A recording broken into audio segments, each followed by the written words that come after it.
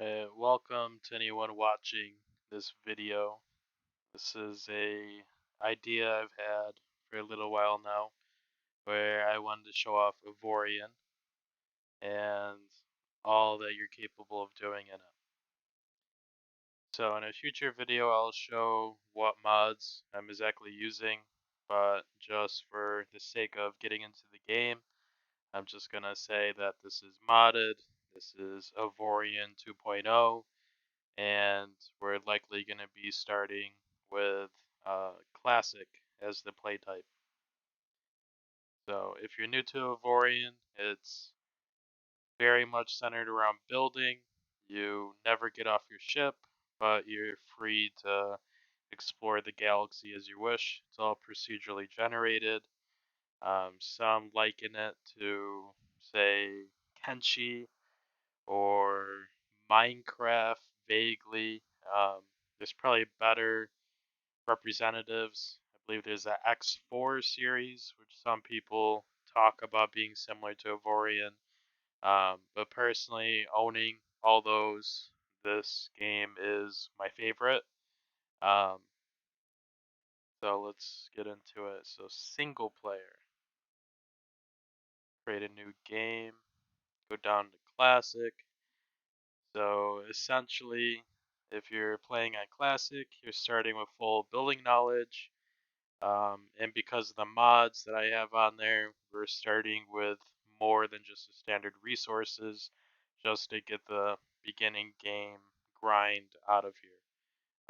So typically you would do normal because you only start with iron or titanium in the beginning, but because my mod is allowing us to start with um, much higher levels of resources, there's no need to be starting in normal.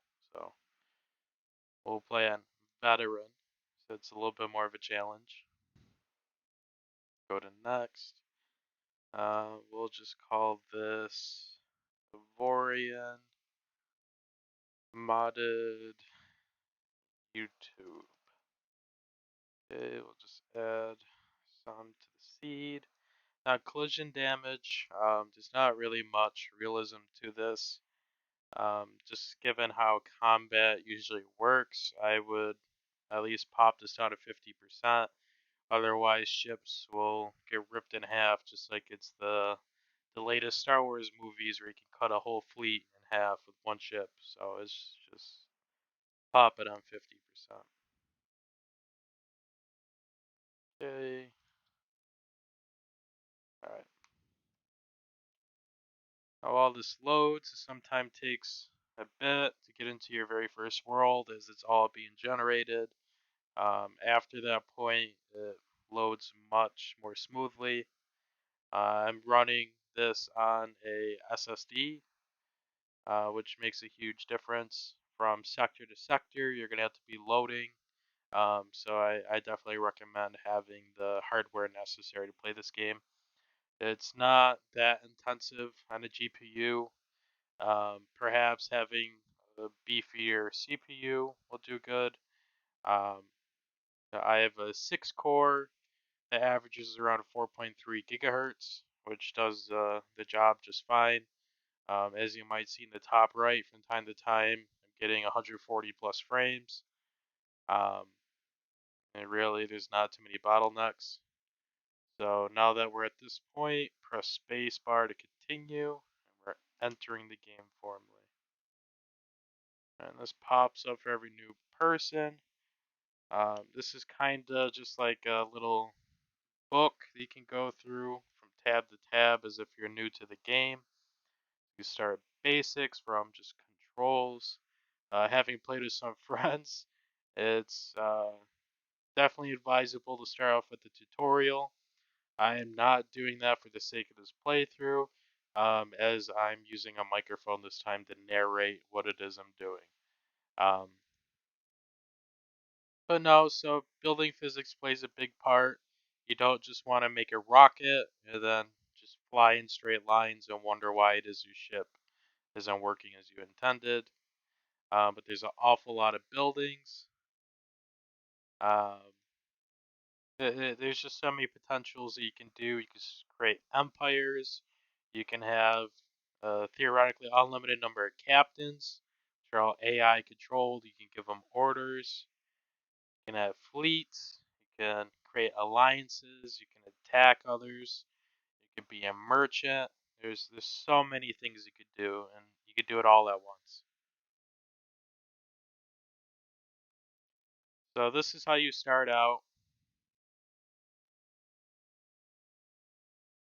Now this is a modified starport. You would only see this if you have the mod that I'm using. The mod that I'm using essentially takes these building packs and scatters them to random factions throughout the universe. And the factions are different every time you start up a game. As you can see, the designer of this did an absolutely amazing job. Makes it look like there's an actual surface. As you may have just noticed, there's these little tiny ships just flying around. Now, these are meant to be kind of like commercial craft that you can't necessarily interact or fight with, but they're still there to provide some sort of atmosphere.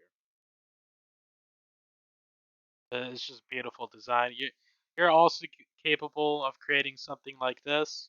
Um, that all depends on your varying degrees of how skillful you are.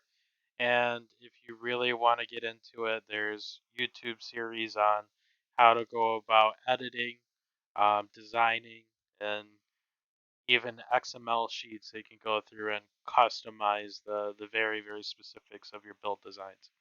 So this is just a phenomenal build set I'm using. At a later date, I'll share my mod list, but this is definitely one of the very many designs you're going to see around the galaxy. So this is a resource depot, and resource depots are essentially where you get resources from. So if I come up here, it's welcoming me, and there's a couple options. So you can trade resources, refine, trade goods, or bulletin board. So we'll go to the top option. This resource depot only has iron in stock, and they have over 2 million units of it. To the right, it gives you approximate value of how much it would cost for me to buy it. Now, if I were to sell, again, it shows the current stock of what's in the station and then shows the amount of value I'll get. And as you see, there's been a drop in value. If I had an AI captain um, equipped to my ship and I came to the station and he had a, say, a market trait, this this cell quality will be much more favorable to you. If you look in the top left, this is also influenced by mods. This is not what your typical game will look like, but it's somewhat similar. We have 10 million credits, 100,000 iron, 100,000 titanium, 20,000 nanite, trinium, and xanium, and then 5,000 ogonite, 0 Avorion. So going from top to bottom, the top options are the most common, whereas as you go down the list, it's far less frequent. And typically, the only way to get a higher quality resource is to move closer to the center of the galaxy. Now, at the start of every game, you're always going to be on the very outer edges. So where we are, there's only going to be iron and titanium floating around. So we can refine raw resources. This is the only building that will refine it. But for this to work, you need to have that resource in your cargo slots. So as you can see, my ship doesn't even have a cargo hold right now. This is just the starter little craft. Trade goods. So this would be if you want to be like, say, a merchant. You could come here, you can sell resources to this station that the station wants, and they will pay you for it.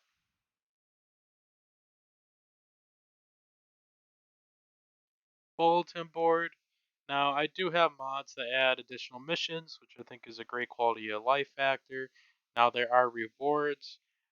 These missions are great ways of finding combatants to, say, If you want to fight raiders and get their weapons, um, then it's definitely a great thing to do. Or if you just want to role play, um, it gives a little description under each mission. So wanted dead or not alive. This target is wanted for multiple crimes against civilians. So he's likely some sort of pirate. Missing freighters. So essentially, merchants are being attacked by some sort of unknown figure, likely pirates again. New opportunities. This has to do with the Black Market DLC. You will see this mission popping around the galaxy. Once you accept it, it will no longer show up in the bulletin board, but additional parts of that quest line will pop up in the future. All right. So just hit escape to back out of there. Right. Come out here a little bit. I don't want to get too far away, so I still have to buy some crewmates from the station. Let's think of a name. Let's say,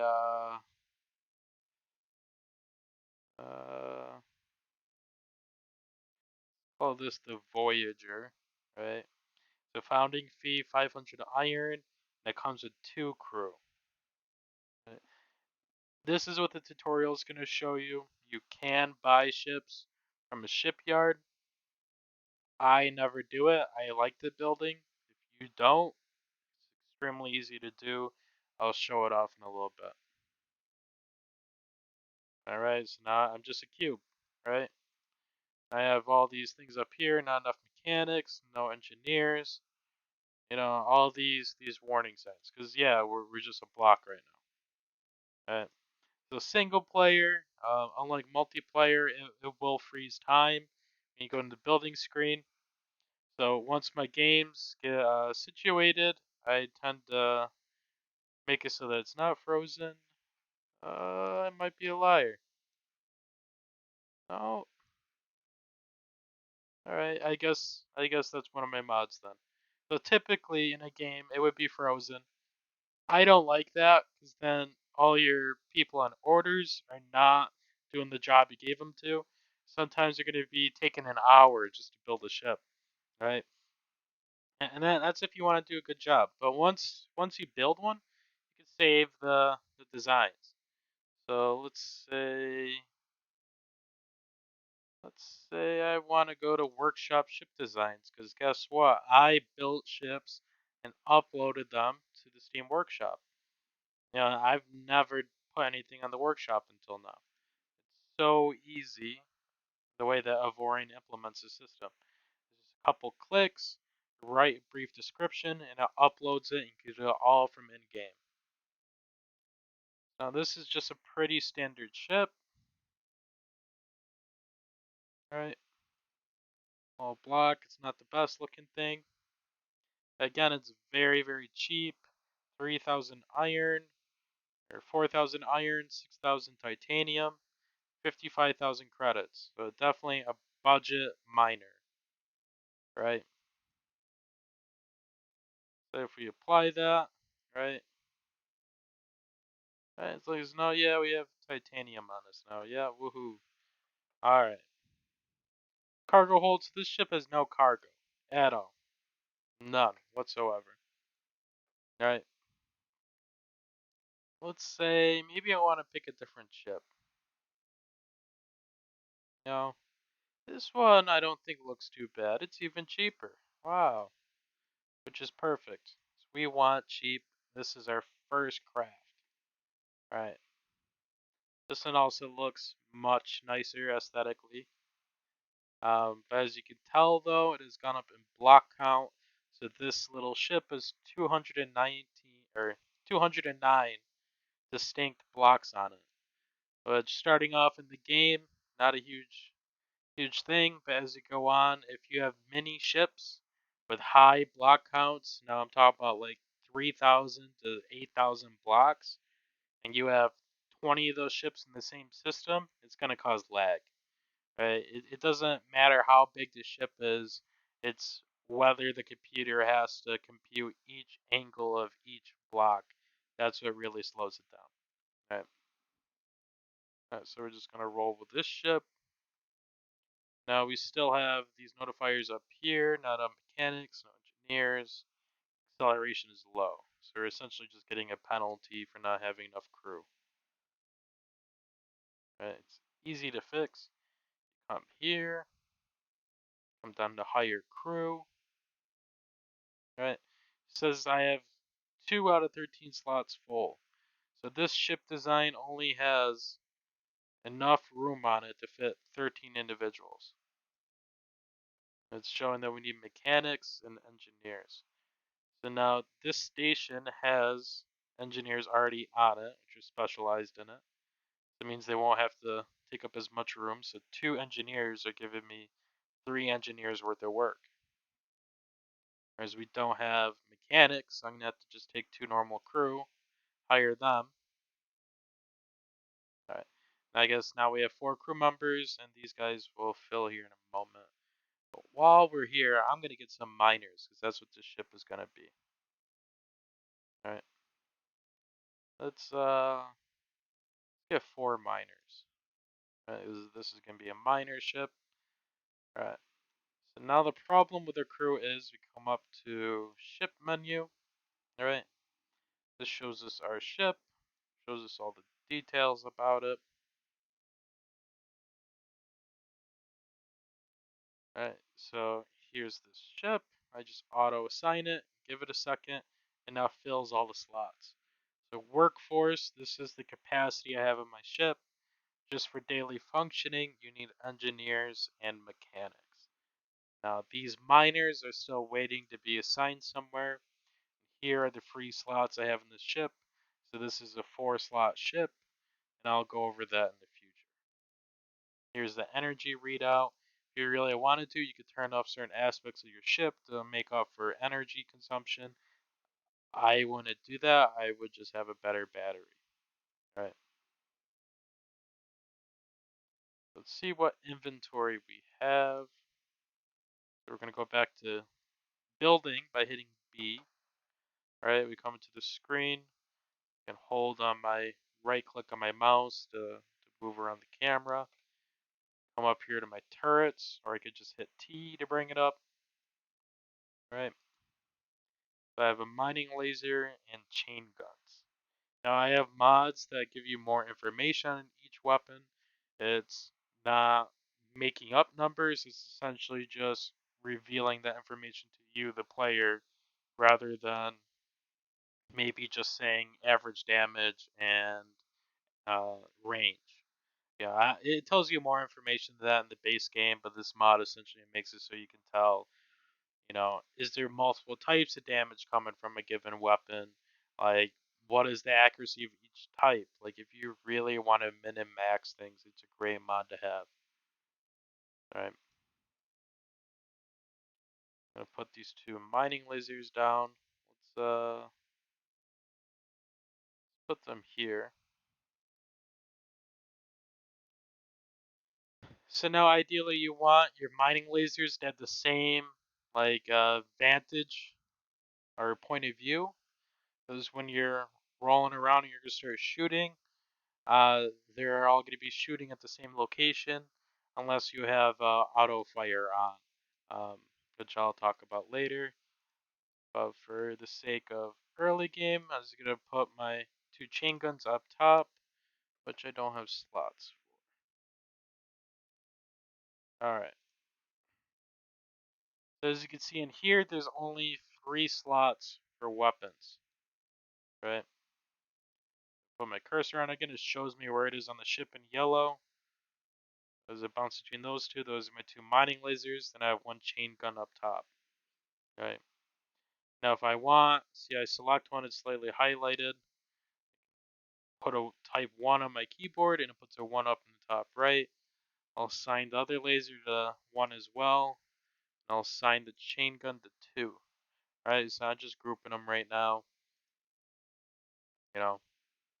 Alright, so set class, I'm going to call this a light miner. Right? This is not a very heavy ship, very, very weak. It wouldn't take much to kill it. And its main objective is going to be mining for us. The set icon is going to give it a pickaxe, right? And its name is already decided, which is Voyager, right? I will show you guys later on how to go about building your own ship, but just for the beginning of the game, I'm just going to use an earlier design. My um, ship designs are also published if you ever want to use any. I'm not claiming to be some top-notch Avorion designer, but I am pretty proud of these ships. Now, this ship is extremely agile. Um, it is not too fast. It's well suited for what it is meant to do. It also has a fairly good stopping rate. Um, Not crazy good, but still very doable. Um, all right. So these asteroids right here, you can tell just by looking at it that it's iron because it has these brown spots on it. Now the mod I'm using makes it so that a majority of rocks that spawn will be resource filled. Not all will be. I'll show you that later on in further systems. Um, the thing we have this other separate type of asteroid here, which has the white specks, which is titanium. Now, as we get additional systems, which is like installing a new software on my ship, as we get those systems, there's a mining subsystem, which will basically give you information on each asteroid as you were to select it. And I'm just, so right here, right? So if I look at it, it shows asteroid in the bottom right. It goes away. If I look at it and I click it with my mouse click, right?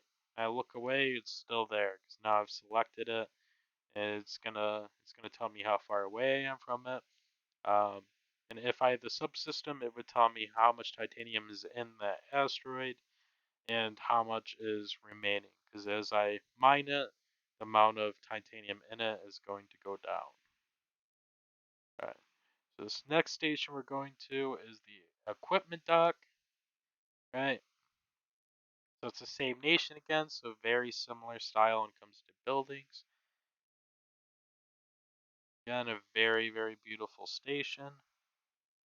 It might be the same exact design. Not all nations have unique buildings, but a majority of them do. And their ships will be unique, as you'll see. All right. Trade equipment. Now, the whole point of the equipment dock is the equipment. Now, it refreshes every 20 minutes, so let's quickly look through here. Refinery system, this might be good to have, but it's very expensive. I'll buy it.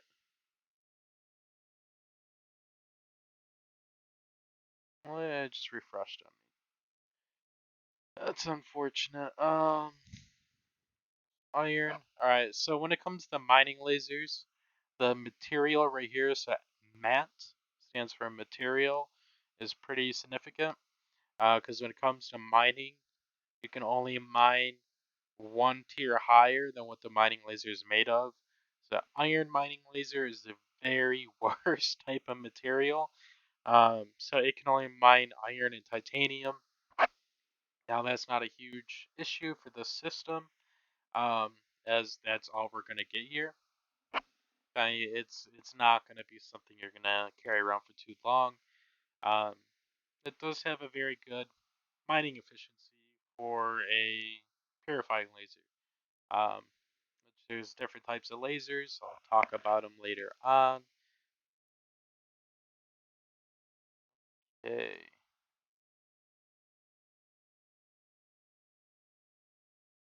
Object finders. So if we wanted to go hunting through systems, looking for caches and all that are hidden, that might be one thing we could do. I usually don't do that.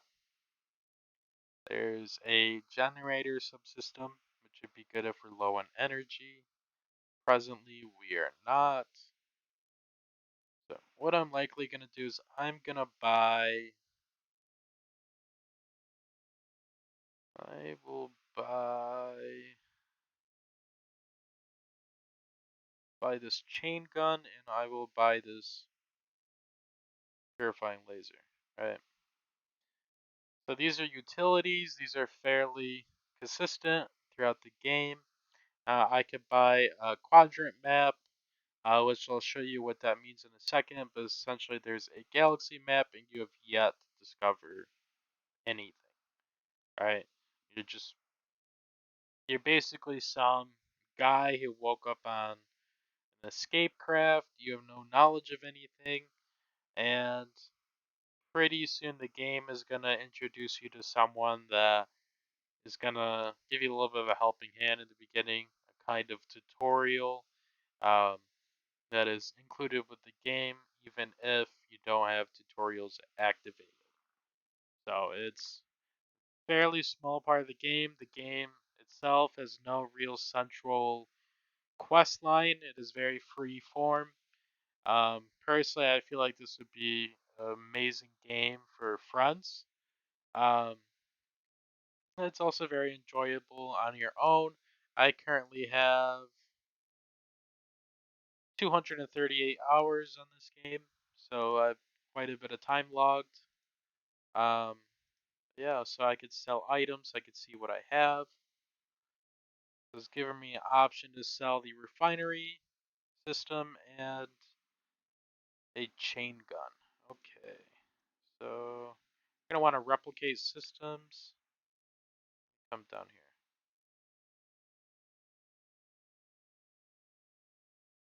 Alright. So we're just gonna replicate this bad boy because he's pretty expensive, and if we equip him to this ship, we're gonna consume him. So let's just I always like to have at least one spare. So we spent 250,000 credits since the start of the game. We have yet to really do too much. Right. So I hit N. Looking at what's in the system, there's a lot of ships. There's a couple uh, basically hyperlane gates. They're kind of like a highway. And then it shows all the stations. So we have a gem station. Yeah, so this is a similar design, but again, you can tell that it's unique as it has these large portions here. But again, it's beautiful station. The repair dock again, unique, different center. Artist has a nice style. I like it. Resource dock, that's where we started at. Equipment dock is where we are. And then shipyard is the station where I'll just show you real quick how, if you want to build a ship, it's extremely easy. So I literally just selected it by going to N, looking at stations. So I hit N, I select the station I want, and this is F to interact. Hit F. One of its options is to build a ship, right? So here's a pre-generated ship. Now essentially, the one building the ship is the local culture or local nation. It's whoever owns the shipyard. So you usually get ships that are similar theme to the owner, unless it is a custom nation. Those tend to be more random, um, which is, I guess, a sacrifice that you make by loading in custom nations or design packages. But I still favor it. I'll show you why in the future. But yeah, so this is a carrier type. It's including ship and crew. Now this is seed 0. It can change seed to get a different design, right? A lot of customization. It shows you the resource costs and whatnot. So the cost does go up and down depending on the design. Um, you can also increase the size. So this is very large ship, right? So it just went from, what was it, 8,000 credits all the way up to 207,000. So it's hard to tell in this view, but this ship is massive. It is at the highest size possible, but it has a very low volume, right? So if I were to make this max volume, this thing is just a tank right here. 13 million credits, 2.7 million iron, 600,000 titanium. I couldn't even build this if I wanted to, right? There's also a build fee, so the true cost is, 1.9 million more credits. Again, we couldn't afford that even if we wanted to. You can also change the type, so this is a freighter, right? This is again max size, max volume. Volume is more or less systems, um, and different various types of blocks on the ship, which does make it better and higher quality, depending on the ship material. So this is utilizing iron as its fundamental build block, but it does also have titanium. If we were to do ogonite, right, much different, much more expensive. It looks different, right? We're not gonna get that much ogonite anytime soon.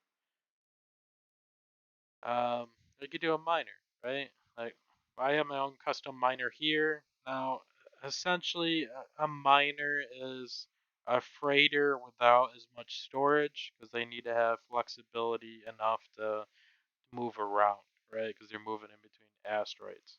Where a freighter really doesn't need that. A freighter just needs to be high speed and lots of cargo. Or you have a carrier, which can carry, fighter craft and whatnot, very combat oriented. Or you can also make a carrier miner, which is fighters that will do the mining for you instead of your, say, capital ship. Or you can just have a plain old ship.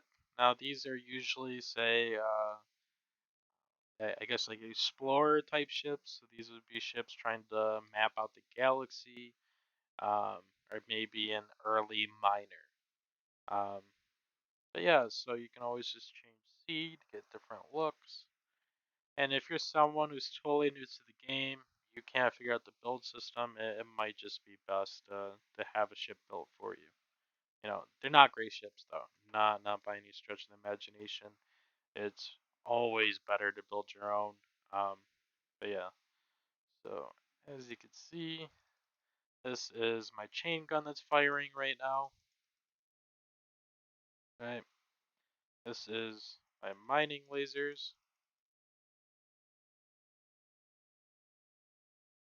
Right,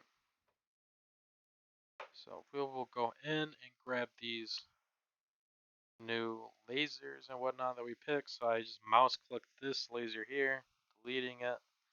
I'm putting the new boy on there. And let's replace this chain gun because it only does 36 damage, whereas this one does 68. As you can see too, look at all this additional information you're getting. It's telling you the type of round that's being fired. It's telling you what kind of damage it's doing, the hull damage, the shield damage. It tells you the rate at which it fires. It tells you damage it's doing the hull. It tells you damage it's doing the shield. It's breaking that down up top. It's telling you accuracy. It's telling you the velocity of the shot. More importantly, it's telling you how much crew it requires and the amount of slots it's taking up. All early weapons are going to be just one slot weapons with just one crew, right?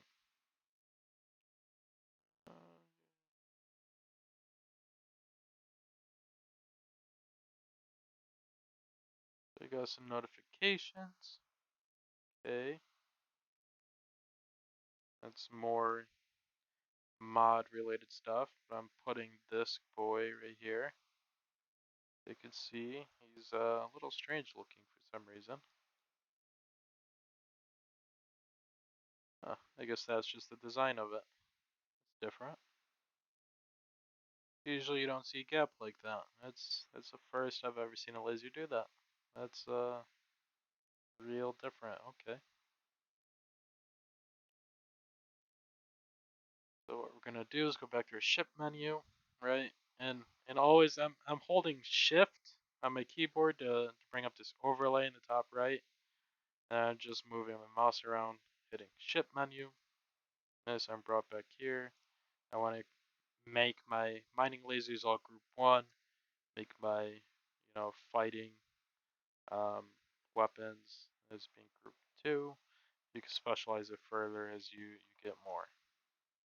Okay, so you see this guy fires a lot different, does more damage. Each weapon is unique. Alright, so just on this bad boy. Now, with my mod, makes them more challenging in the beginning, but essentially these asteroids are not usually this big, right? Like if you were to look at, say this asteroid compared to that station, usually asteroids are probably about the size of my ship, right? So my mod makes it so that you're not gonna mine an entire system down to nothing. Oh yeah, Pyro, ooh, guys are a little close. We're gonna get involved, but not quite yet.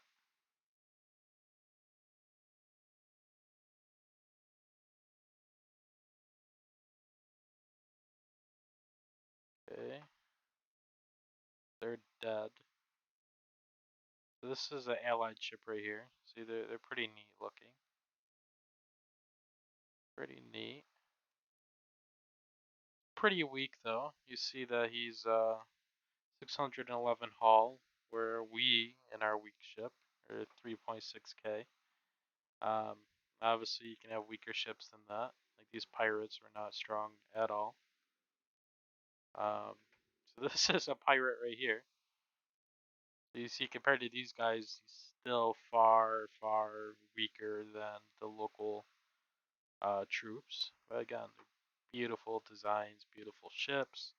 You're not going to get that with the default game.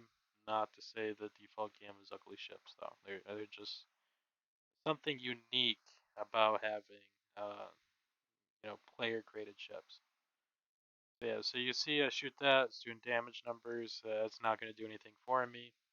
I want to pop on my mining lasers. They're shooting it. So much higher damage. See that health bar going down? And I just got 120 iron from that, right? So you see this block I'm shooting at right now. Health bar is going down much slower. I'm gonna trickle some iron, as you can see in the right, trickling one iron over like a couple seconds. But once this big block breaks, then I'm gonna get a large amount of iron from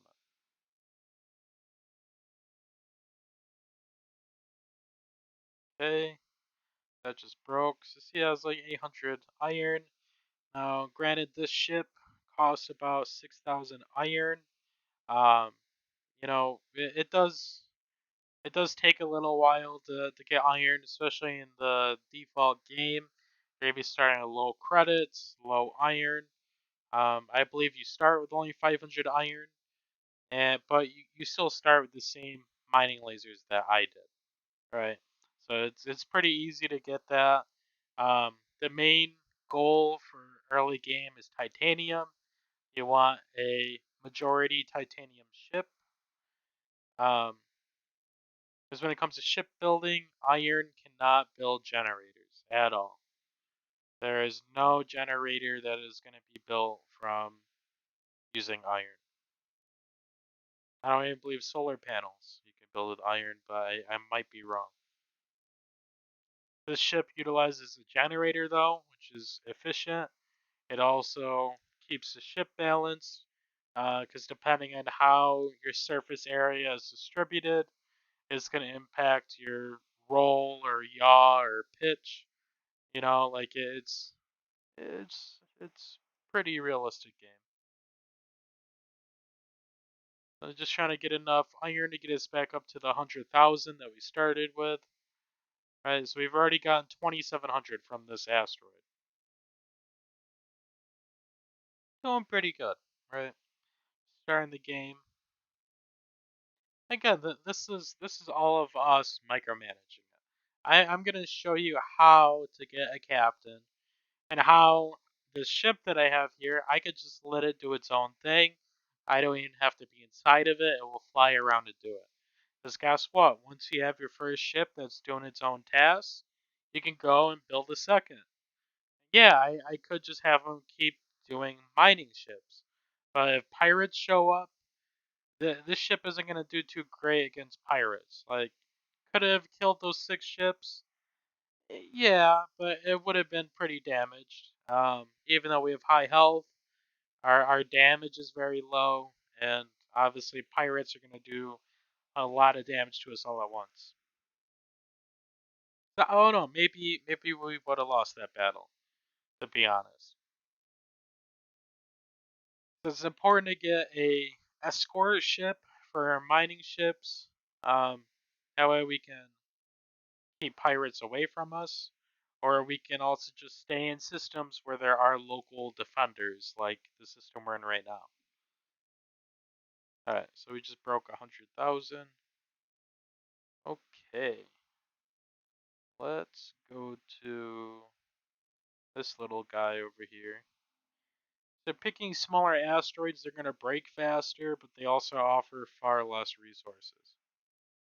This guy should break reasonably fast, but we'll see. So again, off to the right, you can see it trickling. That's normal.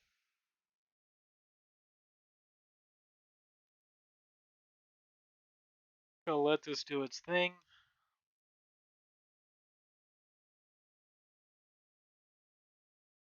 So titanium, as you just saw, even though it took a while to break, it only gave us 290 titanium. Right. So usually with higher quality resources, it's longer to break it down. We're also using an iron purifying laser. Um, so we don't have great damage to this because it's a higher tier resource. I'll say if this was iron we were shooting at, we had a titanium laser, it would go far quicker than what we saw before. That is about to break, and it broke. So always look for that white bar that appears under the block I'm shooting at. It only looks like it's off center because it's technically putting it in the center of the block.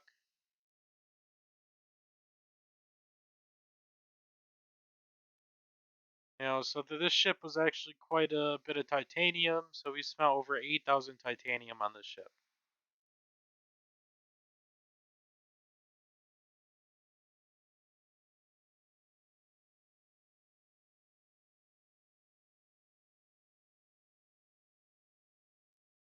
And so in the early game, it's a little bit of a hassle. But I mean, it's a part of Avorion, like you get used to mining. If you don't love mining, then you can create ships and have captains do it for you, right? Like if you like combat, then you can build a couple escorts to fly around with you as other ships are gathering that minerals for you. Now you can technically play without mining at all. You can do missions to get credits, and then you can use credits to buy minerals. It's going to cost a lot of credits to build large ships. And when it comes to repairing ships, it's always handy to have resources in your inventory. Because if you don't, then you have to go to a resource depot just to buy the resources, just to be able to repair a ship.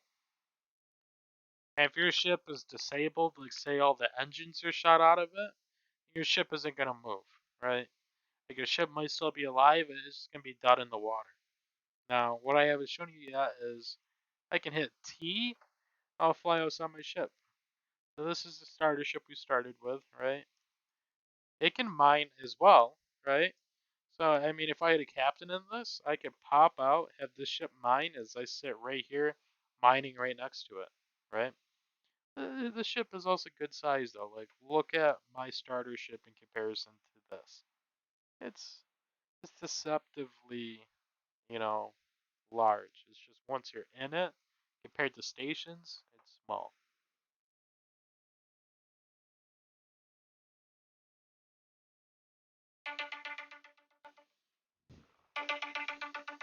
One moment, I got a phone call.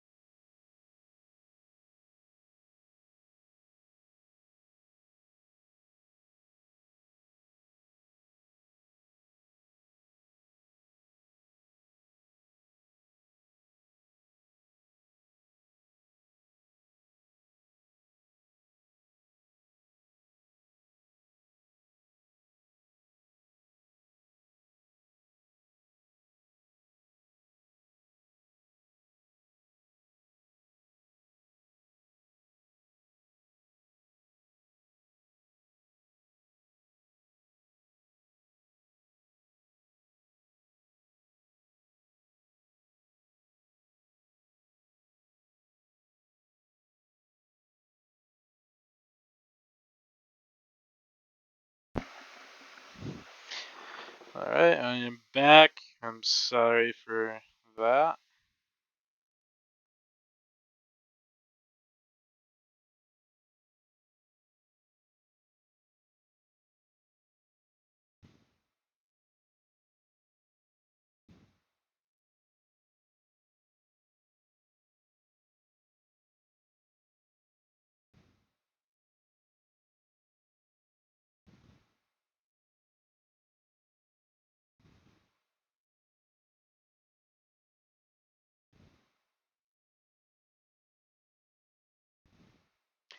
Okay, so we've gained over 3,000 titanium so far. I'll break this one last block and then I'll show you the galaxy. Because as the game goes on, we're going to be able to get this stuff a lot faster. It's not a part of the reason why the mod that gives us a resource so that we can move this along in the beginning. It's just grinding resources manually, it gets very taxing. Again, you don't have to have these mods on. You can play the game as it was intended. So here we are, very large universe. I believe it's something like 30,000 systems exist, which are all procedurally generated. Here, showing all these green dots of interest, which means there's a power signature being identified in the system, and these blue lines point towards the hyperlane direction. So typically, if you want to find a system, you go towards where the hyperlane is. So let's go over to this one.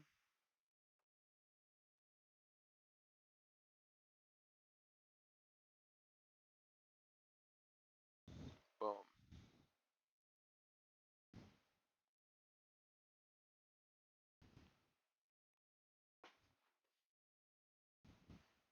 Right, so there are load times in between, depending on the sector size that you're entering, which is basically how many asteroids it has. It will go shorter or longer. Um, Extremely large systems can take a little bit to load, even on an SSD. Um, that's one of the main complaints that people have about this game, but it really doesn't bother me, you know. So this is Zerope, the adventurer. Don't know really how to pronounce it. Yeah, so he's the tutorial guy I mentioned, right? He's amiable. He's just talking to us, all right? Giving us a little intro to the kind of quest line. It's essentially pointing you towards the center of the galaxy. He's talking to you about these artifacts, asking if we've heard of Zeostin. Right, and there's a lot of lore here. I I already have a pretty good idea of it. That's why I'm kind of speeding through. Again, he's being kind to us. He's definitely not someone that he's definitely not a nuisance to us, right? So let's go check him out before he jumps off. He's 12 kilometers away. Right there says he has 16.2 firepower. So it looks like he's just utilizing one of the ship designs similar to one of the ones we saw earlier. Yep. I think it's still a beautiful ship. You know, you could scale up ships later on too. So if you manage to board one of these and make it a ship of your own, you could potentially get the ship design and save it. You can also alter it. Yeah, no, it's just a very beautiful ship. You see how it has turret slots on top. It has 4 turrets. It has slots for many, many more. It's a beautiful ship. Okay, so we'll look at the sector. Alright. We also get an idea what people are doing in the sectors. There's a lot of miners, merchant, and there's freighters, right? The freighters are going to existing, uh, metal mines or factories or whatnot. So there's a lot of mines here, so there's a lot of freighters. There's also a lot of asteroids here, right? This is a big asteroid belt. We got some miners. Then we just got the plain old corvettes. You're gonna have more Corvettes and systems that have more, stations in it that belong to that faction. Um, you yourself can eventually build stations, and you yourself can deploy, say, like Corvettes or heavy ships of your own design. Um, it's really all up to you. You can also give your stations the capacity to act as like hangar bays and stuff, and they can be equipped with their own weapons, right? So one of the mods I actually have give stations more firepower, so they have more weapons on them. They're not necessarily more healthy, as in they have more hull. Um, but they just have the capability to fight back. In the default game, they had maybe like 30 firepowers, and it would not be fun battles. If people show up to destroy the station, though, they're still more than capable. 1k firepower isn't too crazy. Um, Maybe difficult in the outer rim to fight. It's pretty standard throughout the galaxy how strong stations get. They get more health later on and more shields.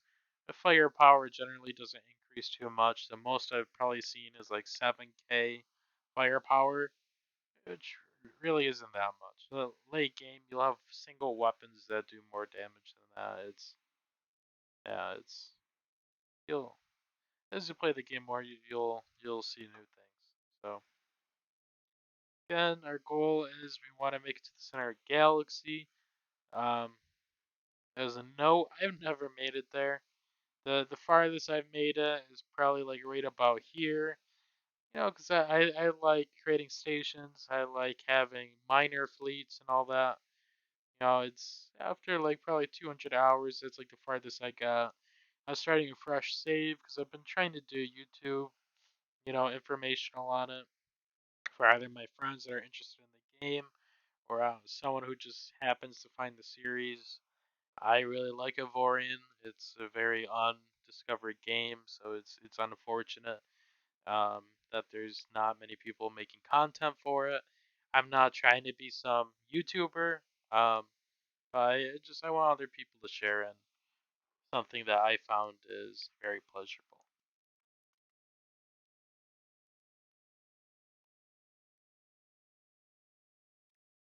And the developers of this game have a very active Discord.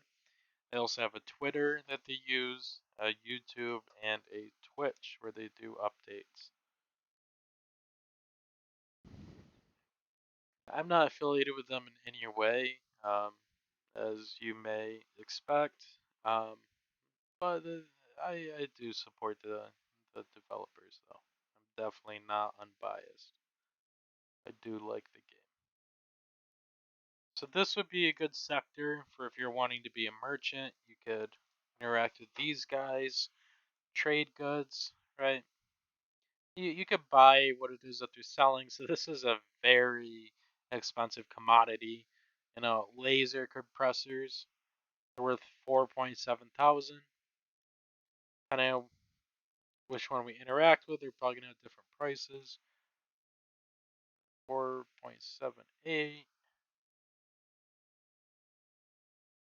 Right, because so I guess they're all relatively the same amount.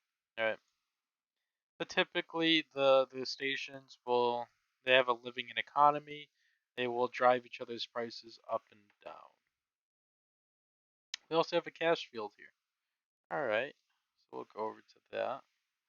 Show that. Oh, that's very long away. On the way over, I guess I'll just point out like there are normal asteroids. Not all just resource-filled ones. Like right here, which is gray. Some of these normal ones, if you crack them open, they'll have a very concentrated form of resource inside, like iron or titanium. It's usually whatever is prevalent in the system. Those are very desirable because you can get a very high amount of resources with far less mining time. But you need a subsystem or a captain that specializes in mining to detect it. But this is essentially a cash field, which in Avorion, it's kind of like a banking system. Um, or like smugglers will use them. But like with the black market DLC, it introduces these fields. I'm getting a notification off to the right, so my sensors are picking up subspace signals. That means something is coming at this sector. It could be Zeostans, which we have yet to see, or pirates. So it's just depending on your subsystems, you get notifications on like when an enemy is coming towards you, or just something is coming towards you. Ooh, yeah. So those guys aren't happy with me because I just damaged their container. We were already pretty good of friends. We're excellent, so it's not a huge loss. Um, but no, so with the proper systems, you can detect which one of these containers has something extremely valuable in them. Usually, it's some sort of like weapon or subsystem. And usually, when you open a container, you kind of trigger like roaming security forces to come fight you. Usually, they're not affiliated with the local kingdom. They're more or less exclusively tied to the containers, so like you will fight them like a pirate. Um, but needless to say, we don't have the ability to do that right now. If we were to discover a cache, we would not have the ability to hack it to be able to open it in the first place. And if we were to just shoot it up and blow it up, we would maybe get some credits, but not enough to really waste your time on. Maybe it'd be like 30 credits. You're not going to get whatever was valuable in there. So with distress signal, I don't know if they're going to change it. Most often it's pirates. Like 99% of the times it's pirates. It's, yeah, I ignore them for the most part.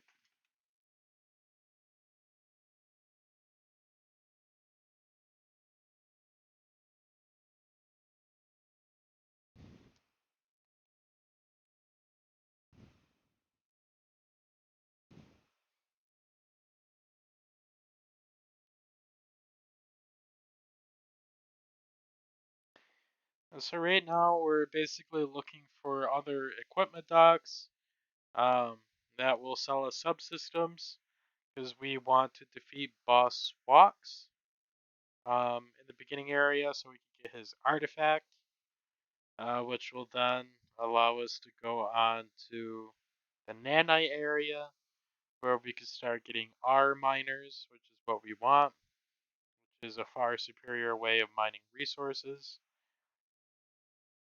And then we'll move on to the next boss and etc. So we're gonna see what's here is just shipyard and obviously asteroids. Right. So in asteroid fields, there's sometimes larger asteroids. The home system actually always spawns with one. I didn't think of it until now. Um, but the only difficulty that comes with my mod is that the large asteroids don't look so large anymore because they're relatively the same size as normal asteroids now. So they're much harder to spot. You can get subsystems that will label them for you, but you're not going to get any subsystem like that this early on. So essentially, it's just kind of looking through the asteroids, seeing if you see one. Not every system has one. Alright, so we have some Zeostans. So we'll fly over and help.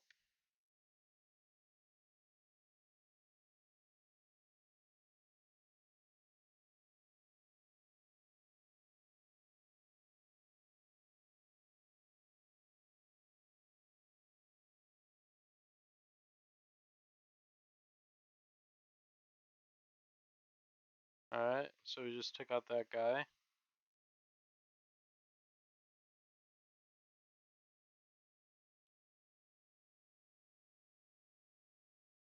Okay. Alright, and they're destroyed. So we did take some damage. We lost no parts though, so that's important. Damage will heal over time. If a part of your ship is shot off during combat, then you do have to pay resources to replace it. If you also don't want to wait for, say, yourself to passively heal, because see your hull, we're at 96%. If I wanted that to be 100% right away, I could go to a system with a shipyard and I could just hit repair. The important thing is that you have to wait 30 seconds to repair. So here's the repair cost, and I'll hit repair, and boom, it's done. Right. This guy's just talking about trading, how to make money. He's basically prompted to tell us about that because we're spending it, right? Even though we've been spending it already up to this point.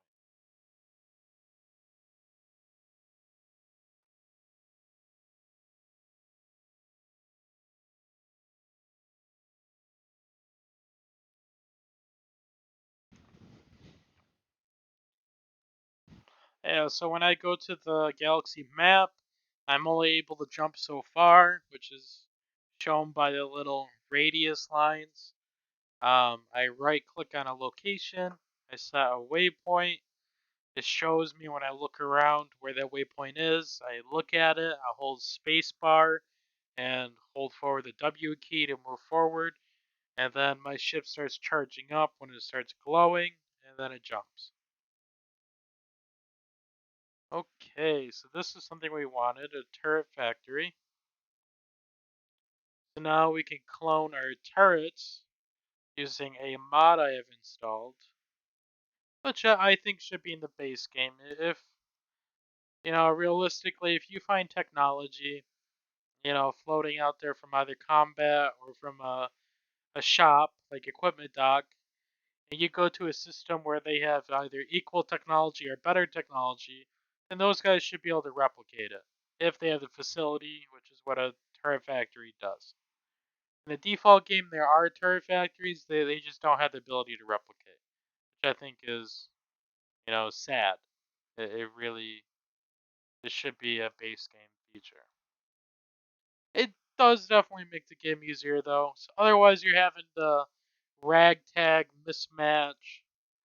Like you could build turrets. They give you blueprints. Most of them are just bad. They're most often really bad. All right. Create new blueprints. So I don't want to create a blueprint. Which you could do in the base game. You could take a turret that you currently have, you turn it into a blueprint, but then you also need a bunch of different components to be able to create this turret. So also, if you were to look at where it says turret factory tech level, this is tech level 7, right? So if I were to look at my chain gun that I've highlighted, this is tech 6 in the very top left of the little information box. So this is level tech 6 weapon, and my laser is also tech 6. So yeah, compared to the purifying mining laser, it has 8% higher mining efficiency, slightly higher damage, and higher tracking speed. So it's all around better. And especially when looking at the chain guns, it's not even close. So yeah, so the feature I'm talking about is the replicate turrets. Decrypt ancient technologies is also another thing. Um, we're not doing that right now. So we just want to replicate. We're just going to pay a fee of iron, which is relative to whatever weapon you're using. The higher the quality the weapon, the more it's going to cost. So, we only have 2 turrets right now, so let's get 4 in case we find a subsystem. Alright, so now we have 5 totals. We just built 4 new ones. Right. And this guy here, it's not the greatest weapon. It's not terrible though. I mean, I could see us using it for a little while. So I'll build another 4 of those. So we just spent a lot of iron right there. They're at over 100,000. Now we have 77,000. Each station also has, again, bulletin board. Right? Each different missions. Um, each have crew. Now, another way to view all that is in the sector view. You can look at goods. Tells you what everything produces and also what it consumes. Okay, so supply, demand. So if you have two factories that are, healing each other in a system, you might be able to make a quick buck by just moving resources from one factory to the other in the same system. It's a very early game tactic that some people use. I personally don't start trading until later in the game. As I look at crew, it breaks down what type of crew is at each station. So this station's very good right here. Engineers, mechanics, gunners, miners, and pilots. It's basically everything you're gonna need. It's missing security, which is okay. Um, yeah, it's a good station. Then off to the very left, if there's a captain, it'll show up here. So we have a captain that specializes in scavenger, which is okay, but not great. Then we have a default guy right here, so we'll look at him. Right, so he has a very low salary of 14,000. He specializes in something at level 5. Now, I haven't really tested this too much. I don't know if it goes based off of, what it is that he's doing, or related to maybe his perks that he comes with. Now, perks don't change over time. They're basically the aptitude of your captain from the very get-go, right? So he has a name, his tiers. So he's a tier 0, right? He's as basic as a captain comes. It goes all the way up to tier 3. So there's technically 4 tiers, tier 0 being the lowest. So this guy isn't that great. He's a gambler and humble. Humble makes it so he demands lower salary, which really doesn't matter that much. And yeah, gambler is just bad. Less money and less minerals when refining is not good.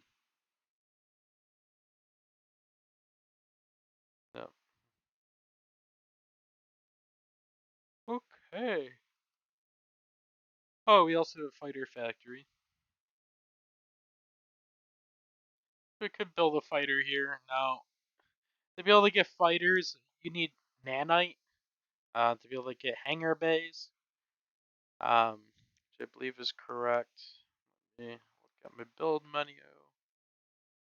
So we will look at nanite. No, I lied.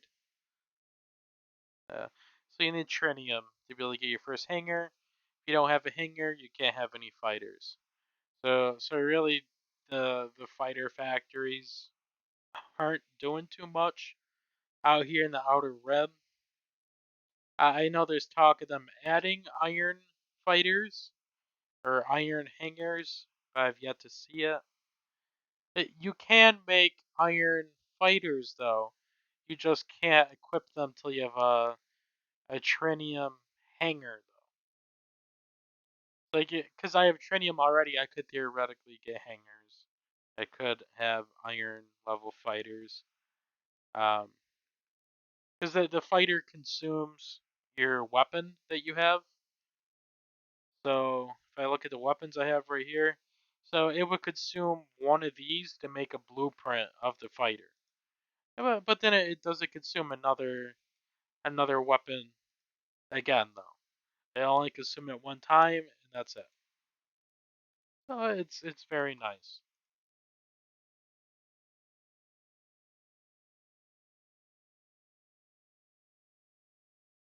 Okay. So we just replaced our weapons with something far better. So I'll make those tier 1 or slot 1, slot 2. Okay. Much better. Much better. Okay. So we have a rift here. Rifts you can't cross, they show up without the hex.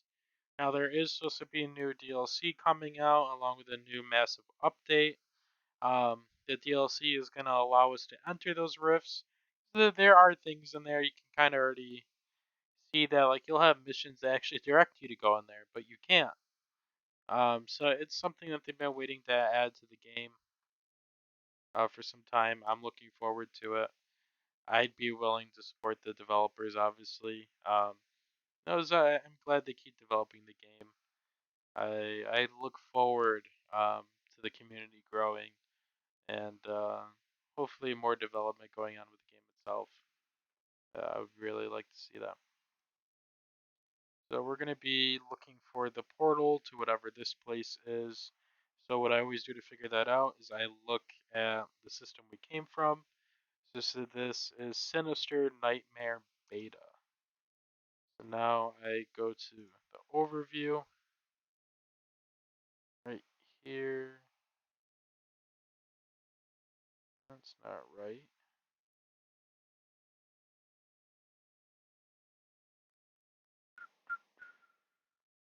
Modern Infinity. Oh, I see. Okay. So the gate went to Modern Infinity and not the previous point you're just at. It's just the line goes through it. So the gate we want to go to is here, which is in purple. They are also owned by a different empire. So this is a neutral empire that we're going to visit. You'll see how relations impacts, you know, when you're trying to buy stuff, especially at equipment docks, because nations aren't going to sell you their highest quality equipment if you're essentially a stranger to them. Especially that they won't sell you anything if you're an enemy. They'll just attack you. Right.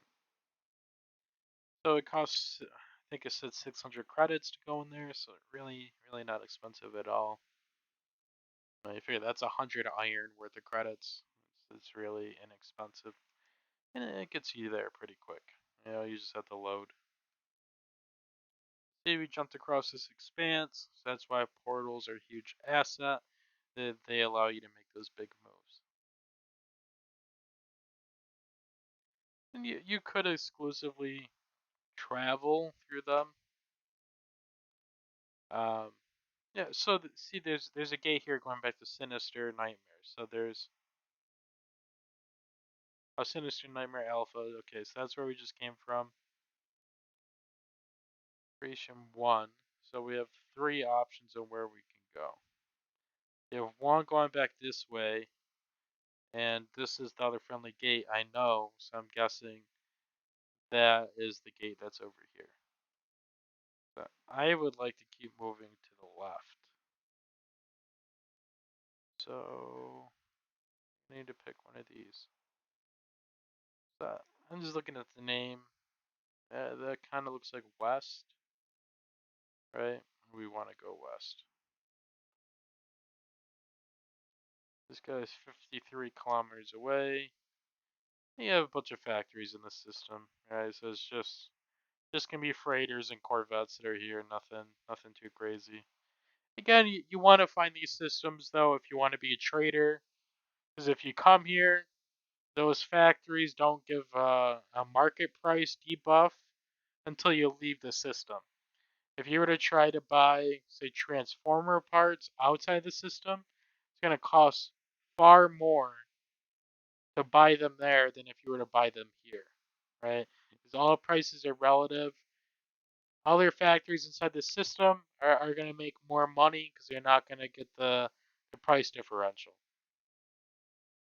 Like when you're building your own stations, it's better to amass together a bunch of similar types of buildings together so that the market influences won't hurt you too bad.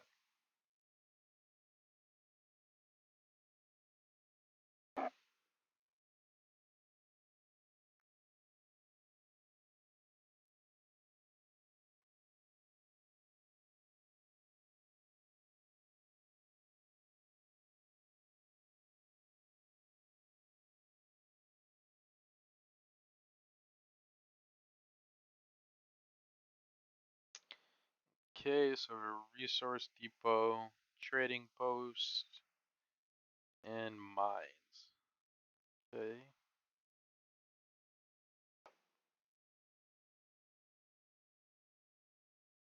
I'm not gonna keep the video going on too much longer. I'm just trying to get us to the another equipment dock. You can see how with greater technology the equipment changes, and I'll do further videos in the future. Yeah, I'm not trying to be a YouTuber, but I mean, if you like the video, you would like to see more like commenting or messaging me in Steam, saying like, hey, can you do this some more? Will definitely get me to continue doing the series. The previous series I did 2 episodes, and it didn't seem like it was really worth my time. Um, After having recorded for almost 4 hours of continuing to do that because it didn't seem like anyone was really being helped by it. But now I had the microphone. I'm trying to speak more. That was a major issue last time. I personally, when I play, I just pop on music. Usually I don't even have game sound going. I just listen to music. Like maybe I'll have the sound of shooting, but I usually turn off the music. This is a very dense asteroid field. Now if we come outside here, this is a 1700 asteroids. So not all of them are resource. Usually about like 40% of asteroids are resources with my mods. Other games will be, other vanilla games will be far less. I have it turned up by quite a bit. It doesn't make sense to make me have to load longer just to load a system that is primarily nothing but floating rocks that are useless. You know, I want to go somewhere with the purpose of mining. It just, to me, it seems like asteroids should have a use. So we're in open space right now. There's not a whole much here. As you can guess, a lot of space is just empty. But we've been jumping to places with energy signatures, trying to discover new things.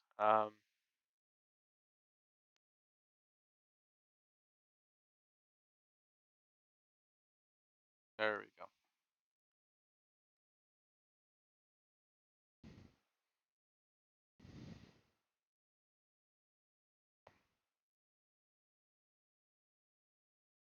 I have to say too, like maybe if you're more familiar with the game, you might notice that my load times seem faster than usual. Like even if you do have an SSD, it is because I have a mod on, which from the minute that I select a point on the map, it starts preloading the system before I even go to jump to it. I did this to, limit load screen times. Because as much as they really don't bother me, they're still nice to cut back on. This is a huge factory sector, but I mean, a lot of are small factories. You can get different sizes, but we're in the outer rim, so it really doesn't surprise me that they're smaller.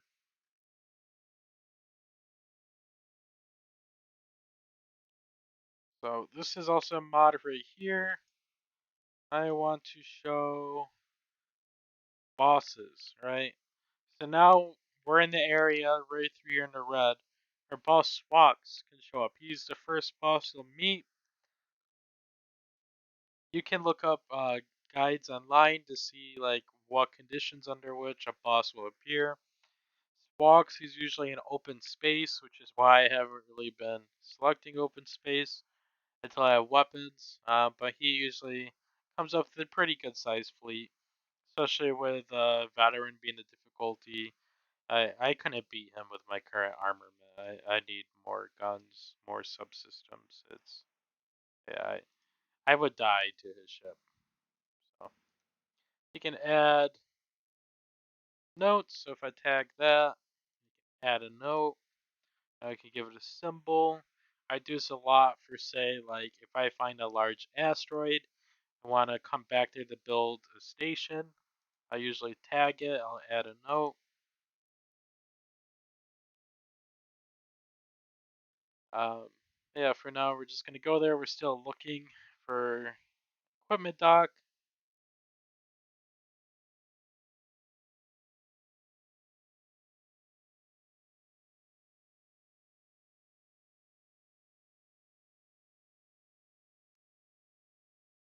So this is talking about the mining subsystem that we're actually looking for.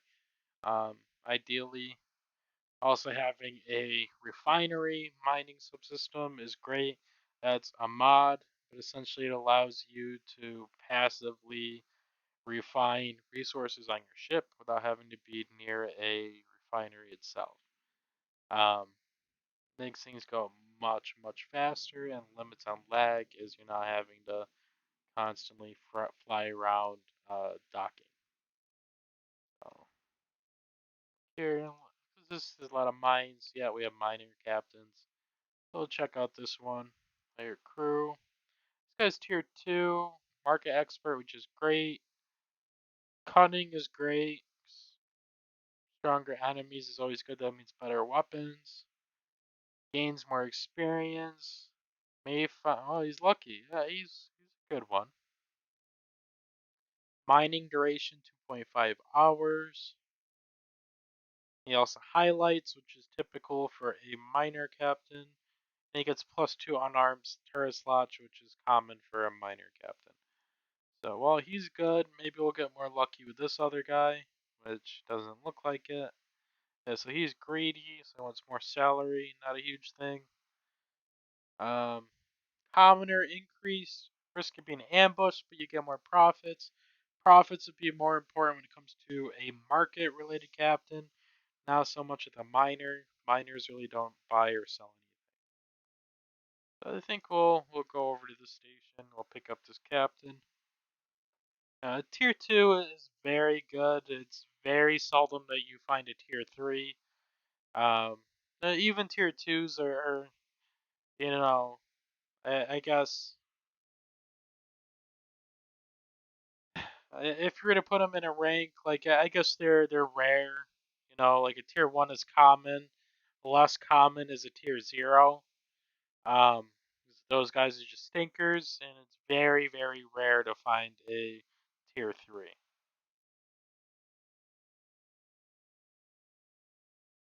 These guys are totally unique throughout the galaxy. You can do quests where it's essentially along the lines of save my friend. Oh, as you might see in the bottom left, it shows my power meter. Because I was boosting my engine so long, I actually drained the battery and didn't realize it. So now I'm only going very slow speed. 389, that's my cruising speed. As you can see, my little green bar is slowly growing at the very bottom. That's, my current energy flow, which is positive. And then the yellow bar above it is the overall battery capacity. So as the energy flow gains more and more, the battery fills up faster and faster. But as I hit the booster, it starts eating up my current energy flow and it starts making that go down. But we're already close enough to the station that we don't need to be boosting. So hit F to tractor beam in. Usually that's a good way of getting yourself somewhat balanced. I mean, you don't go that fast though. You go 90 meters per second. Here, hire this guy. He's 130,000 credits. Captains are expensive, especially just starting out. Very expensive. And I actually just completed one of the early missions. So this is the captain, the venturer that we met earlier. He's essentially saying, oh, you have your first captain, well, let me give you a second ship to your fleet. Because the game wants you to have more ships than you can personally command. Because it's gonna teach you how it is that you go about commanding multiple ships. So, for example, because I have this gem mine selected, I'm gonna mouse click off of it, right, with my center mouse click, so I'm not selecting anything. Then I'm gonna hit T to make me exit my ship. I'm gonna select this ship, right? F to interact. Give this guy some orders, right? So simple orders are things that you can give to a ship that doesn't have a professional captain leading it. Right, that's just a member of your crew who is, doing maintenance or manning the guns. Like you can do very simple things like refine ores, which is going to a refinery center, turning its cargo ores into actual resources. You won't see that till you get R miners or you're collecting scrap from, say, destroyed ships. You can do escort missions, which is pretty standard. If my ship comes under fire, the ship will then break off from me and go intercept the enemy, and then come back to me after the enemy is dead, or I can guard a fixed position, which is, say, like a station that you have. So you don't need to pay the salary fee of having a captain if you're just going to give a ship a very simple order like follow me or protect this spot. I still like to give all my ships captains because I want them to be versatile. Right. So this is a miner ship, so you need advanced orders, which is like mine the sector, right? I'm going to tell it to go do that. Look at him go. He's just going to fly away. Now, what I'd like to do, just to make sure everything's working, you hold space bar, your camera moves with this guy.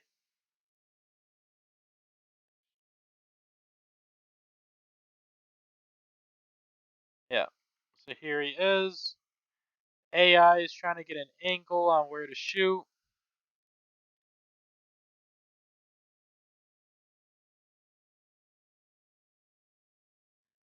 Now, it also has to do with the design of the ship, so maybe the placement I have on the lasers isn't the greatest.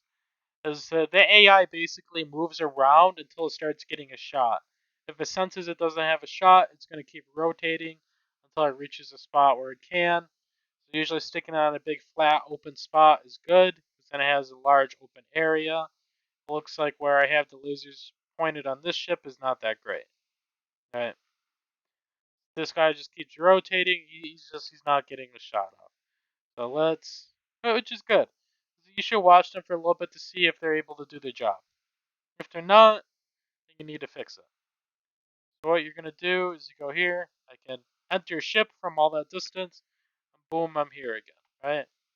I'm going to go to the build order.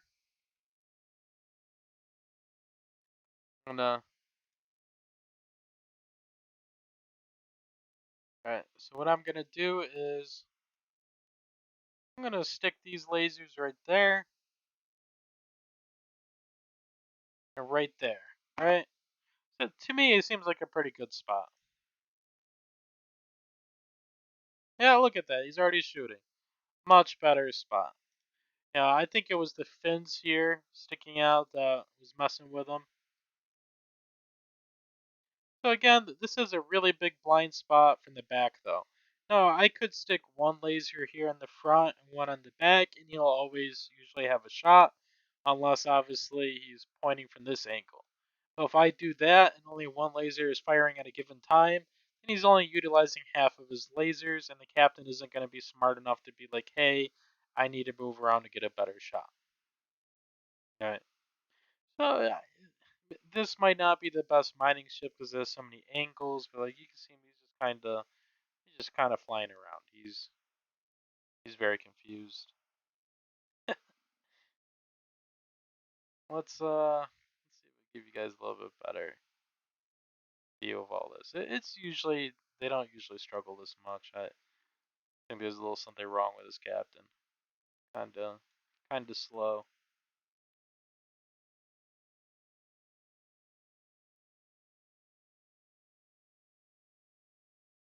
No, let me just take control real quick. All right. And see, it works just fine. I can also come up here holding shift, autopilot, mine sector. See, look at him. There he goes. You had to show him a little bit. You had to show him a little bit, and now he's an expert. Look at that. And I can also just sit here inside the ship, walk away, do my own thing, and he'll keep gaining resources. You don't gain resources at a lesser rate by having a captain necessarily.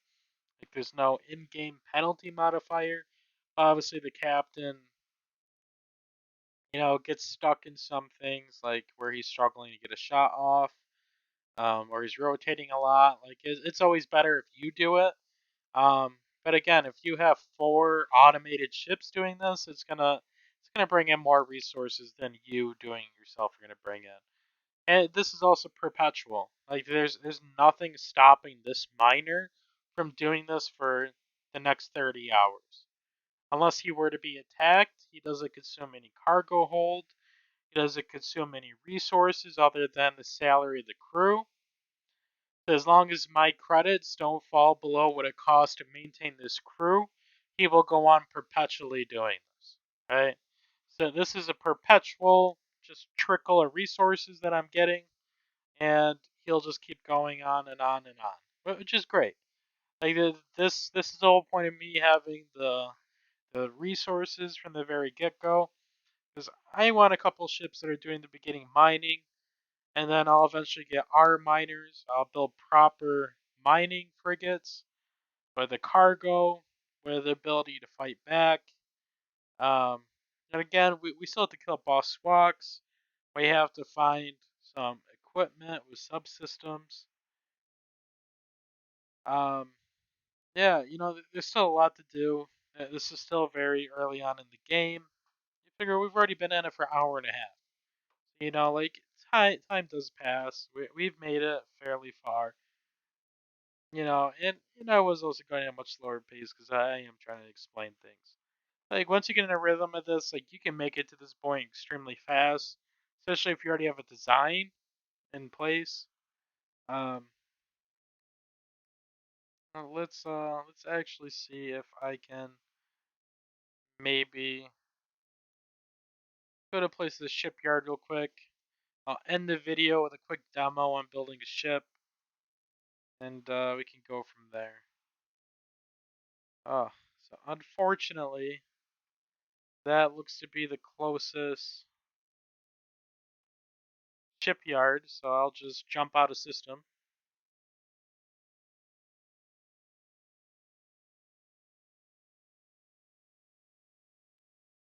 Alright, so this is going to be a big system because it took a little while to load, or to calculate. Maybe this system will have what we're looking for.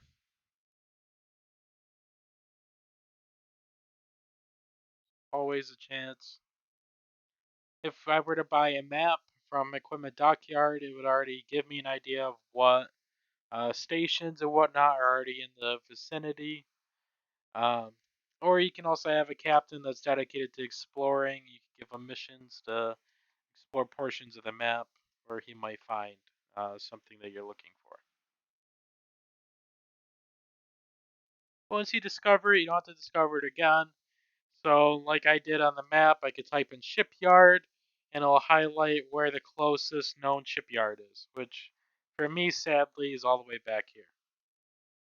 So it's pretty far away, but you make do with what you got.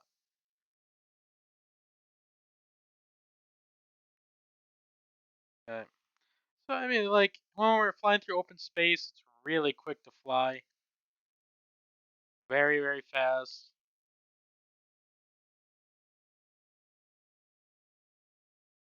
Your range isn't the farthest when you're using this little shuttle.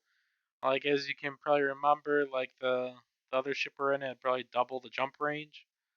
So this will require more jumps. But again, I'm letting my other ship get resources. I can also teleport right back to him in no time.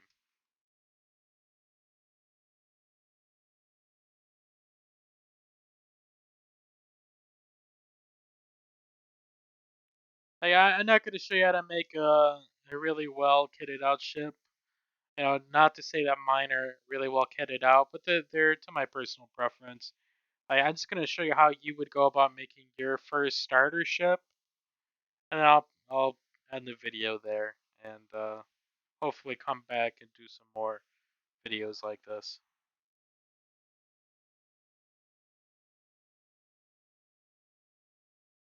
I'll likely keep doing videos roughly around this range, you know, 2 hours or under.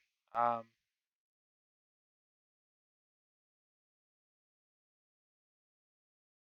I mean, if it's just even something you play in the background, this game is very inexpensive.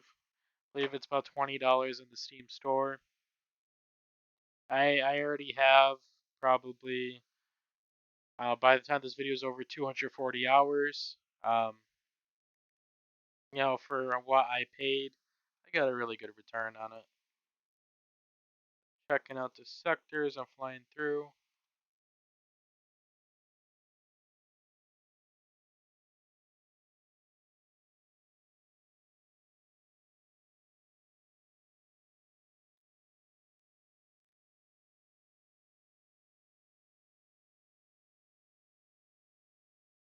The miner ship is still mining as we're moving right now.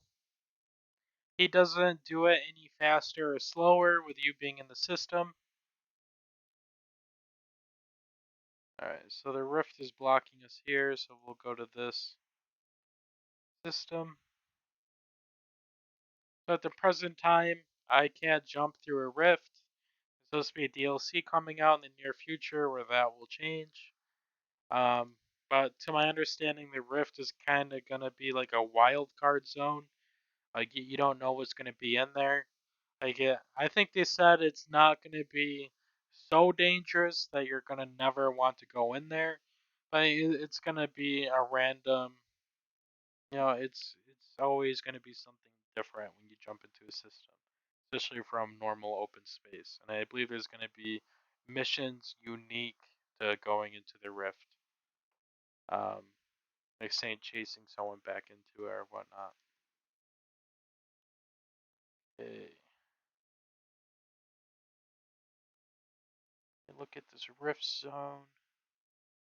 I think we could probably not squeeze through there. That's unfortunate. So we want to go Sinister Nightmare Alpha. The only bad thing about the ship I'm currently in is that its sublight speed is super slow. Super slow. 300 meters per second slow. So it's gonna take us a couple seconds to make it to this portal. And once we cross this rift, it's gonna be no problem getting to our destination. Only a couple jumps from there. Then I'll build the ship. Show you guys some neat tools. Shouldn't take more than 15 minutes. And then that will be the end for this video. And while we're doing this, I'm using OBS Studio for the recording. I'm using, what headset is this? So this is the Razer. It's the Black Shark V2. I could be wrong. It was a purchase I made not too long ago. Um, Primarily for having the ability to have a good quality microphone, not so much for recording or gaming. And then I'm using a Asus Tough Gaming laptop. I believe it's the F17 2021 edition. I've liked it quite a bit. I've upgraded its SD capacity, giving it a 970 EVO, 2 terabyte SSD, and I also installed a new set of RAM sticks, um, which is the Kingston Fury sticks, bringing my total RAM up to 32 gigabytes. I also have various software that is maintaining my drivers and cleaning my computer's registry and whatnot, so that's keeping a pretty good speed over time. I've owned it since probably November. Um, so it's been over 6 months since I've had it. Probably about 7 to 9 months.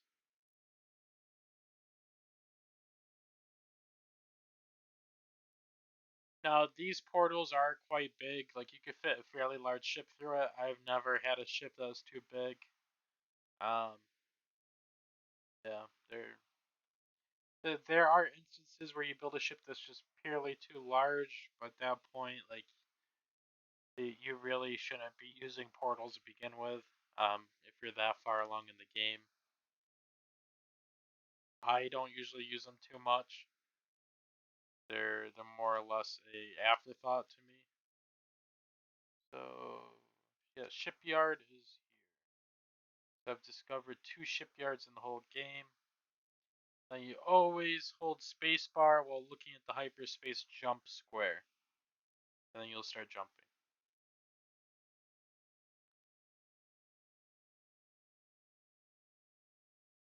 And 2, like when you're building design, you can scrap a design, you get all the resources back that you consumed.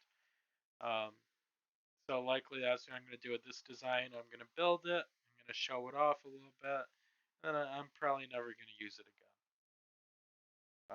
But later on, if this does become a series, then yeah, I'll actually show you a proper ship that I make that I'm gonna publish through the workshop. And I find that I get better over time. Like I write down the descriptions of my workshop entries as well. Like I'll be inspired by earlier designs when it comes to the aesthetics, whether there's a lot of triangles or whatnot. Um, but I keep like a similar color scheme. I gave a name to my fleet, so I guess there's a little bit of that roleplay aspect. Um, yeah, I'm not looking to try to get people to like my ships. But I mean, I personally like them. They're part of my have part of my identity or whatever in the game. So yeah, I like it.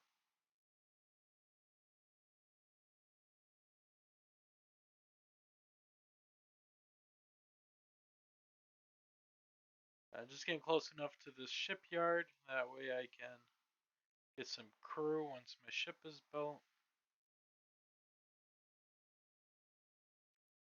Okay, so we're gonna call this ship Test. Okay, build. Okay, so this is an iron smart hull. Now, I'll build my ship primarily out of iron. So if you guys are playing vanilla, which could be the case, that it's mainly we're gonna have to be working with in the beginning. All right, so this is starting out as a 1 by 1 by 1.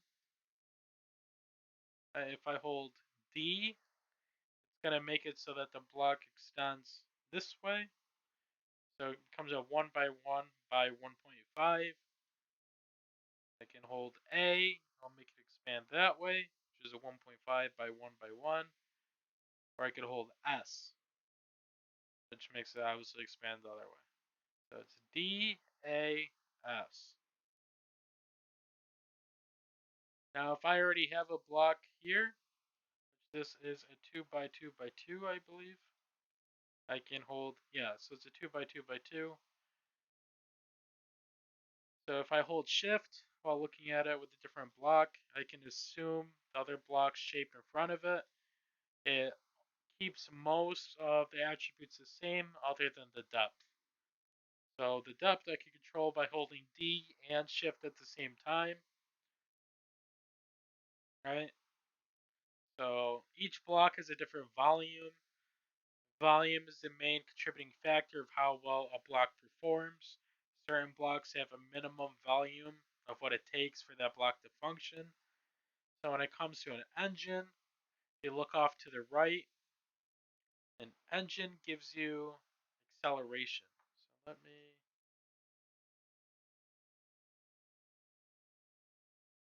I unfortunately can't make this a neutral editor. I believe it's because my mod that allows the game to keep flowing in real time. This shows my acceleration, my max velocity, and my HP and my processing power that's going up by placing this block.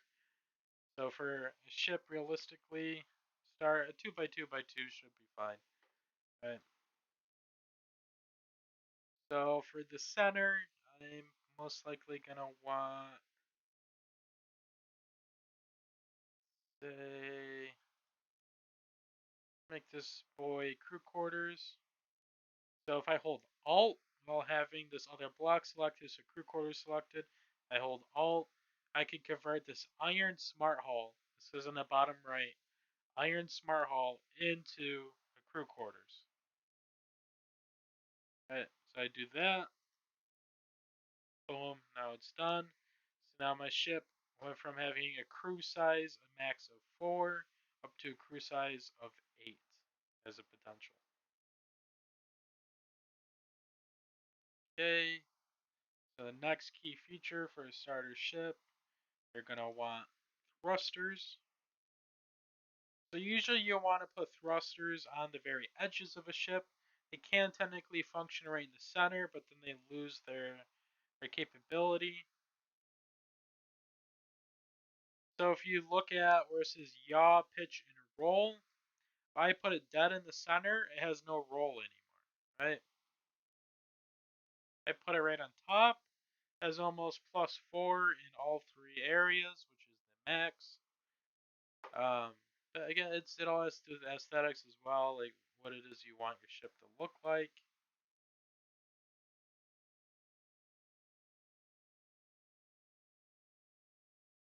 And I'm going to give it a mirror, so we're going to say going to have a y-axis mirror, so that means whatever I put on top is going to be mirrored on the bottom.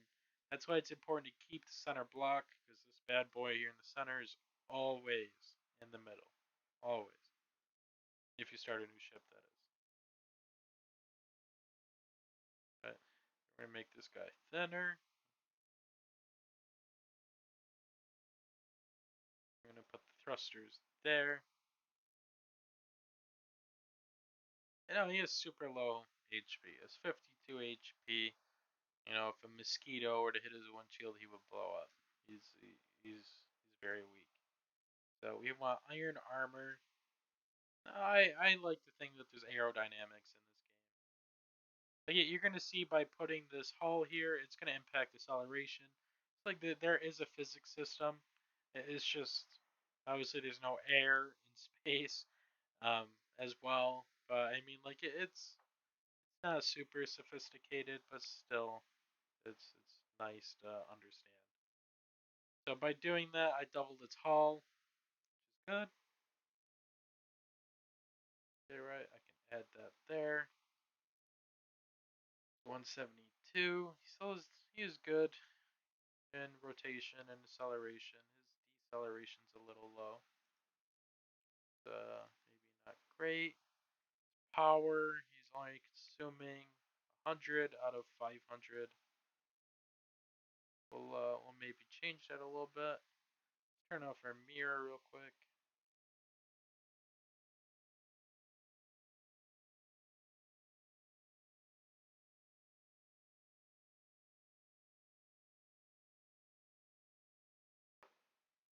So we'll do an X mirror, pop that there.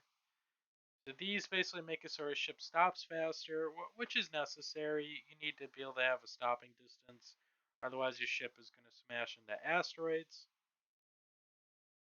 Right. Let's look at our stats. You basically just want to give this guy some more armor, so he's not going to be blown up. You want to make it flush. You see it there. He's flush. Flush.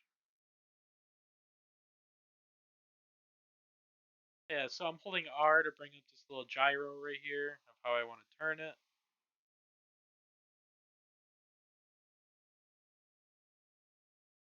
Usually I left click, but you can also right click to go about doing it, but you can rotate them.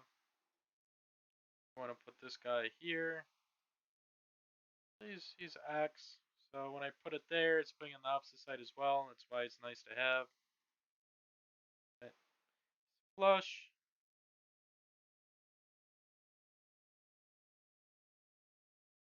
We're gonna add 2 more thrusters right here, just to get his speed up a little bit.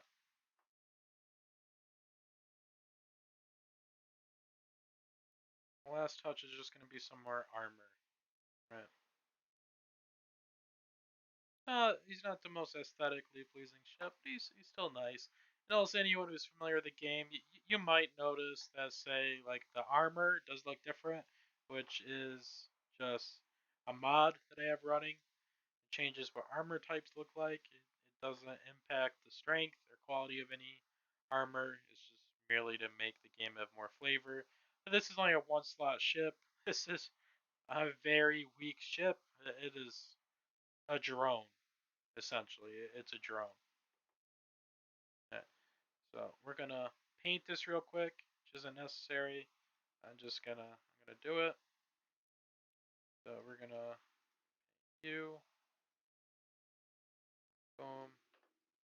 Painting is also very useful using the mirror tool. That way, if you're painting on one side, it's matching the other, and obviously you want to be consistent throughout your designs. Otherwise, it's just gonna look funky.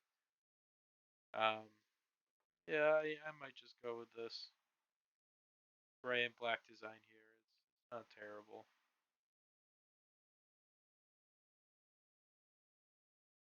Okay, so as you might notice, my health is down. So because the game is technically running while I am in the builder, my ship is losing health. Um, because it's just been sitting here, right? It's been sitting here with no energy, not enough mechanics or crew. So it's decaying over time, which happens if you don't have sufficient crew or power. So we come here. I'm gonna tractor beam ourselves in. I'm gonna buy some crew. So we want the best that we can get. So we don't have many crew slots. We want one engineer. Now let's say we want two miners, right?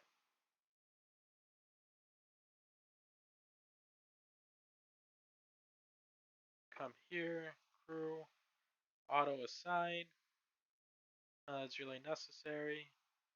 These are our systems we have. We only have one slot because it only has processing power of 28, which is extremely low. Right? And compared to the local Corvettes, they have around 600 hull. We're about like it was 437 at full health. Yeah, we're not much weaker than the ships in this system. This is still not a ship that I would fly in. It's far too weak. Um, again, it's very cost efficient. This is a very, very cheap ship. So you always want to have at least one primary gun on here. So with the shape of the ship, we'll just throw the gun.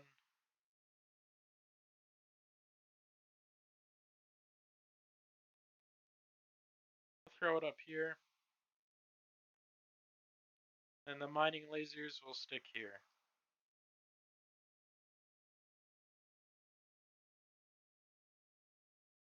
Okay.